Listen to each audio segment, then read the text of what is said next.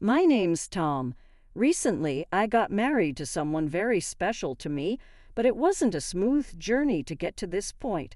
I'm planning to share the story of my wife and me in chronological order. My wife and I were both hired at the same company. We're the same age, both joining the company as college graduates.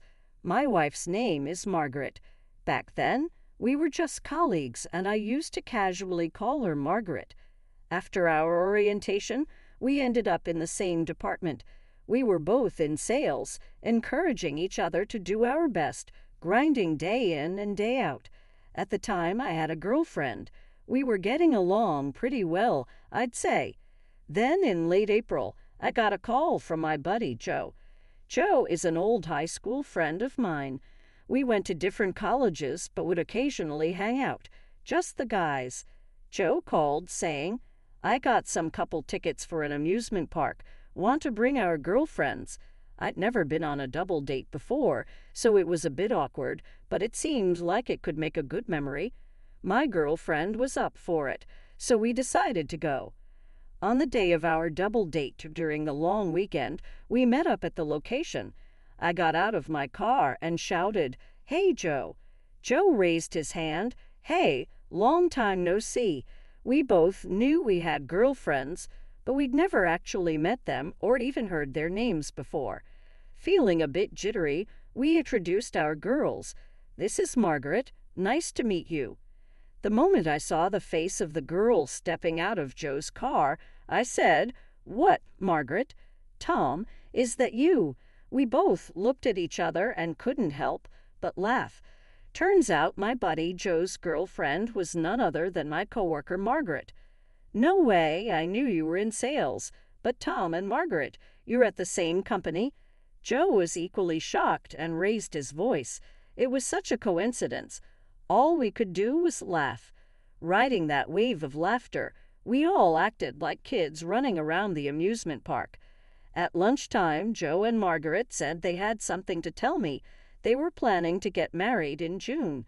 The wedding date was still up in the air, but they said once they'd saved up some cash, they'd like to have a wedding. So, come a lucky day in June, Joe and Margaret tied the knot. Margaret kept her last name. I hear that ever since they got married, Margaret's been making Joe's lunch every day. I was privy to all these lovey-dovey stories, but as for me, I got dumped by my girlfriend that fall. Ever since she heard Joe and Margaret were getting married, she'd been mulling over our future. I'd been thinking about it too, but what she said hit me hard. "I can't see a future with you." I asked if I'd done something wrong, but her response was vague, something like, "It just doesn't feel right." Let the past be the past, I thought, but it was a tough pill to swallow. Joe and Margaret were the ones who consoled and encouraged me. Despite being newlyweds, they'd invite me over and lift my spirits with some drinks. Best friends and co-workers, the three of us started hanging out more once Joe and Margaret got married. I thought this enjoyable dynamic would last forever. Then a new year rolled around, and spring came along. It was the spring marking our second year at the company.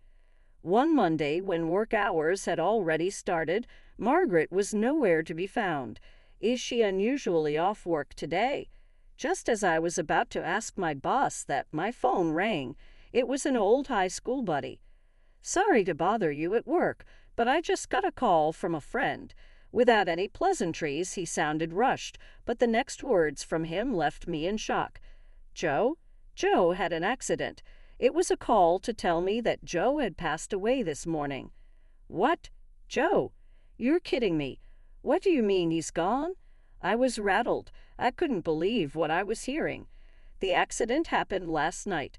Joe was in the passenger seat of a friend's car, and an oncoming car, apparently a dozing driver, ran into them.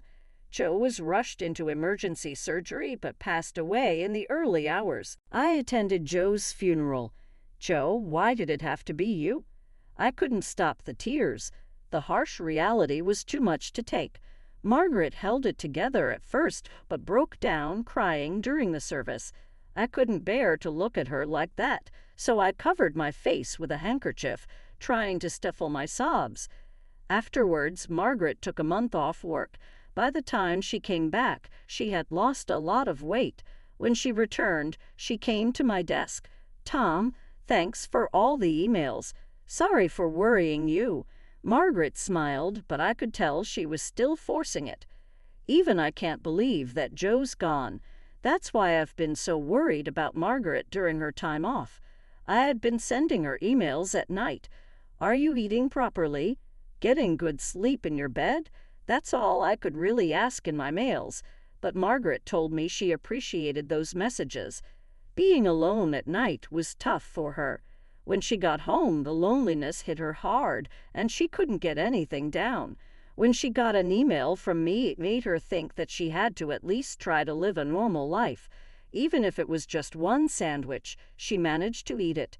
Seeing Margaret like that, I couldn't bring myself to say, "I hope you get better soon." All I could do to make her feel even a little bit better was to invite her out for dinner after work. I've tried a couple of times with colleagues who are also worried about her, but she declined, saying she's not up for it yet. But we kept asking her, and eventually she accepted our invitation. Her appetite was small, but seeing Margaret say the food was good and actually eating a little made me feel somewhat relieved. On our way back from dinner, as we live in the same direction, Margaret and I walked down the night streets together. Then Margaret started talking about Joe. "He's in the cemetery now, and all that's left at home is his portrait. I'm really alone now." Margaret started to cry, her tears flowing freely. All I could do for her was offer her my handkerchief and rub her back. Her sorrow from losing Joe is beyond my own. With that thought, I found myself at a loss for words. "I'm sorry. Thank you." Margaret had been crying for a while, but she said that and started walking again. I had initially planned to only walk her part of the way home, but I couldn't bear to let her walk alone in her current state. So I ended up walking her all the way to her house. There I lit a candle in memory of Joe. Pictures from the funeral, along with cheerful photos of Margaret and Joe, adorned the room. Seeing that, I couldn't hold back my tears either. "I'm sorry for crying when I should be the one encouraging you." My words got choked up in tears. "It's too soon, isn't it? We had so much more ahead of us. It's frustrating, but I bet Joe is the most frustrated of all," Margaret said as she wiped away her tears. "But I have to keep going, or else Joe would worry," she shared, even though she might not be fully ready yet. She's trying to cheer up, a little bit at a time. I wondered what I could do for Margaret. All I can do is listen to her and take her out to eat. That felt so inadequate. Margaret had said that she finds it easier to cope while working, but it seemed like she was putting on a brave face. Yet she managed to get through the first anniversary of Joe's passing. While she still had her down moments, Margaret was slowly getting her spirits back. During this time, the support from everyone remained unchanged. A few of us from work kept inviting her out to dinner after work. I continued to walk Margaret back to her house. On days when we got home early, I would light a candle in memory of Joe. One day, while I was walking Margaret back to her house, she asked, "Why do you always walk me home? I don't want you to be in danger if something happens on the way." Right? There are dark streets. Besides, if something happened to Margaret, Joe would be furious. I don't care if it's none of my business, but I have to protect you, whom Joe cherished so much. Otherwise, he's going to get mad at me in my dreams about what I'm doing, I said with a chuckle to lighten the mood. Margaret said thanks, and she laughed. A long time passed, and we reached the 3rd anniversary of Joe's passing. Both Margaret and I were more involved in our work than ever. On exhausting days, we continued to unwind by going out to dinner with some co-workers. Then one day, as I was walking Margaret home again, she said she had a small favor to ask. "You see, the light bulbs in my foyer and dressing room have gone out. I tried standing on a step stool, but I just can't reach. Could you help?" To Margaret, who seemed a bit embarrassed to ask, I cheerfully replied, "Sure thing, no big deal." Done with the small stuff, I added, and Margaret smiled as if she were really pleased. Once inside her house, I replaced the light bulbs for her. "Thanks so much. It's surprising how much you need a tall person sometimes," she said.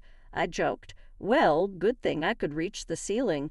Otherwise, that would have been embarrassing." "Huh." Margaret laughed and said, "Funny thing is, when Joe changed a light bulb in another room, he was barely reaching it, trembling all the while." I laughed back. "Ha, well, I'm way taller than him. Yeah, this ceiling would be a stretch for Joe." Margaret suddenly burst out laughing. I stepped down from the step stool, folded it up, and handed it over to her. But just then, our fingers lightly touched, and our eyes met. Unexpectedly, the laughter that filled the air between us abruptly ceased. However, I looked away as if I felt nothing. That's when Margaret softly said, "Hey, why are you so kind?" Hearing that, our eyes met again. For a split second, I felt my heart skip a beat, but I said nothing and just looked at Margaret. "You're always encouraging me, and you're always concerned. You're too kind. I might get the wrong idea." Margaret spoke slowly, and once again, I felt my heart flutter. But then she said, "Just kidding, sorry, forget it. Geez, maybe I'm a little tipsy today," and went on to put away the step stool as if nothing had happened. However, I found myself chasing after her, and before I knew it, I was hugging her from behind. A moment of silence passed. I could feel the warmth radiating from Margaret in my arms, and then it hit me.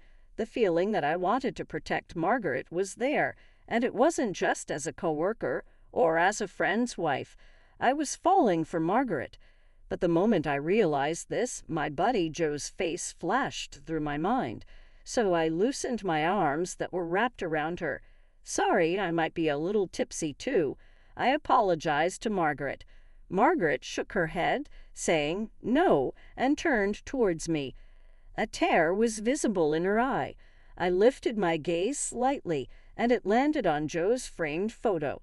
Without a word, I walked up to the photo and lit a candle. In my heart, I whispered, "Sorry, Joe," unable to say anything else.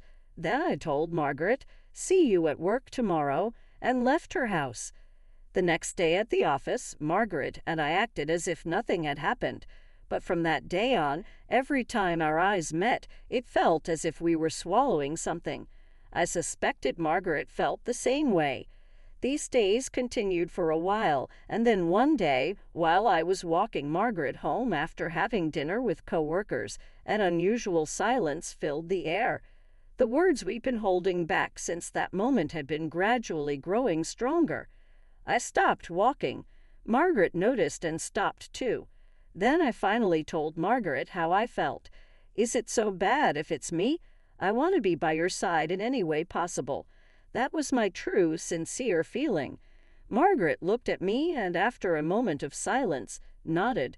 Yes, she had accepted my feelings, but it wasn't the end. On my day off that week, I went to a certain place. I stood in front of Joe's grave. This was important news. I wanted to say it here, where Joe was. "Joe, I've come to make a resolution. I'll make Margaret happy, and I'll take good care of her on your behalf, too. So please accept that I'll be the one with her. I promise I'll protect her smile no matter what."